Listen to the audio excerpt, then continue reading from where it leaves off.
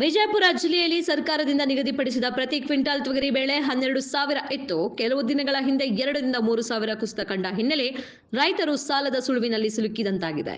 ಈ ಸಮಸ್ಯೆಯನ್ನು ಜಿಲ್ಲಾಧಿಕಾರಿಗಳು ಬಗೆಹರಿಸಿ ರೈತರಿಗೆ ನ್ಯಾಯ ಒದಗಿಸಬೇಕೆಂದು ಅಖಂಡ ಕರ್ನಾಟಕ ರೈತ ಸಂಘ ಜಿಲ್ಲಾ ಘಟಕ ವತಿಯಿಂದ ಮನವಿ ಸಲ್ಲಿಸಲಾಯಿತು. ಈಗ ಪ್ರತಿ ಕ್ವಿಂಟಲ್ ಏನದ 6,500 7,500 ರೂಪಾಯಿ ಮಾಡ್ಯಾರ. ಮತ್ತು ಈಗಾದ್ರೆ ರೈತರು ಬದುಕೋದೇ ಹೆಂಗ? ಮತ್ತು ಸರ್ಕಾರದ ಈ ರೀತಿ ಮಾಡೋ ಉದ್ದೇಶ ಏನು? 12,000 ರೂಪಾಯಿ ಇದ್ದದನ್ನ ದಿಢೀರ್ನ ಈಗ 6,500 7,000 ತನಕ ತಂದ್ರೆ ಮತ್ತು ರೈತರು ಅವ್ರಿಗೆ ಸಾಲ ಮುಡ್ಸೋದು ಹೆಂಗ? ಈ 1 ಎಕರೆ ತೊಗರಿ ಬೆಳಿಬೇಕಾಯ್ತಂದ್ರೆ ಅದೆಲ್ಲ ಖರ್ಚು ವೆಚ್ಚ 25,000 ಬರ್ತದೆ ಕನಿಷ್ಠ. ಮತ್ತು ಸಾಲ ಮುಡ್ಸೋದು ಹೆಂಗೆ? ಅಲ್ಲಿ ಸಾಲ ಮಾಡಿರ್ತಾರೆ, ಹೊರಗಿನ ಸಾಲ, ಬ್ಯಾಂಕ್ ಸಾಲ ಎಲ್ಲ ಸಾಲ ಮಾಡ್ಕೊಂಡು ತಂದು ಇವತ್ತು ಕೃಷಿ ಮಾಡಿದ್ರೆ ಇವತ್ತು ಏನೋ ಉತ್ತಮ ರೀತಿಯಿಂದ ದರ ಐತೆ ತಿಳ್ಕೊಂಡು ರೈತರು ಖುಷಿ ಪಟ್ಟು ಆಸೆದಿಂದ ಹಾಕಿರ್ತಾರೆ. ಈಗ ಮಾಲ್ ಹೊರಗೆ ಬಂದ ತಕ್ಷಣ ಈಗ ದಿಢೀರ್ನೇ ಬೆಲೆ ಕುಸಿತ ಕಂಡ್ರೆ ಮತ್ತು ಇನ್ನು ಅವರು ಸಾಲ ತೀರ್ಸೋದು ಹೆಂಗೆ? ಇಲ್ಲ ಕೇಂದ್ರ ಸರ್ಕಾರ ಮೊದಲು ಹೇಳ್ಬೇಕು, ನೀವು ತೊಗರಿನ ಬೆಳೆಗೆ ಹೋಗ್ಬೇಡಿ, ನಾವು ಬೆಲೆ ಕೊಡೋಕ್ಕಾಗಲ್ಲ ತಿಳ್ಕೊಂಡು.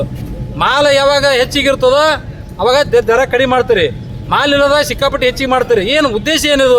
ಅಂದ್ರೆ ಒಟ್ಟು ರೈತ ಕುಲನೇ ನಾಶ ಮಾಡ್ಬೇಕಂತಕ್ಕ ಉಂದಾರ ಇದು ಕೇಂದ್ರ ಸರ್ಕಾರ ಮಾಡ್ತಾ ಇದೆ. ಇವರೆಲ್ಲ ಕಾರ್ಪೊರೇಟ್ ಕಂಪನಿ ಪರವಾಗಿದ್ದಂಥವ್ರು, ಇವರು ರೈತರ ಪರವಾಗಿಲ್ಲ.